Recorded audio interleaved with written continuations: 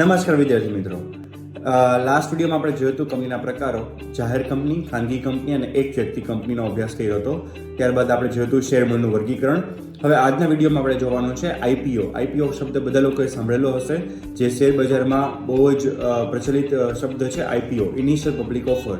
જ્યારે કોઈ કંપની સૌ પ્રથમવાર જાહેર જનતામાં પોતાના શેર બહાર પાડે તો તેને કહેવાય છે આઈપીઓ. હવે ઈવા અને ઇથાને પોતાની નવી કંપની સ્ટાર્ટ કરી, ઈ-ટેનશિપ લિમિટેડ. એના માટે એને સૌ પ્રથમવાર શેર બહાર પાડ્યા.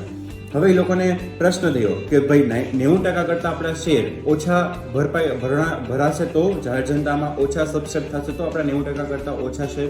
તો તેઓ વકીલ પાસે જાય છે ને વકીલ તેને બાહેંધરી દલાલ રાખવાની સલાહ આપે છે. જો બાહેંધરી દલાલ રાખેલો હોય તો 90% કરતાં ઓછું ભરણું ભરાયેલું હોય છતાં પણ એ બાહેંધરી દલાલો બાકીના શેર છે એ કરી લેશે.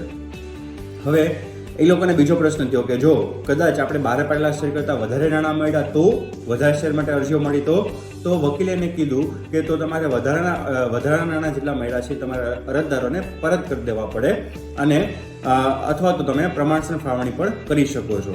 તો આ રીતે જો ઓછું ભરણું ભરાય તો તેને કહેવાય અંડર સબસ્ક્રિપ્શન, અને વધારે ભરણું ભરાય તો તેને કહેવાય ઓવર સબસ્ક્રિપ્શન.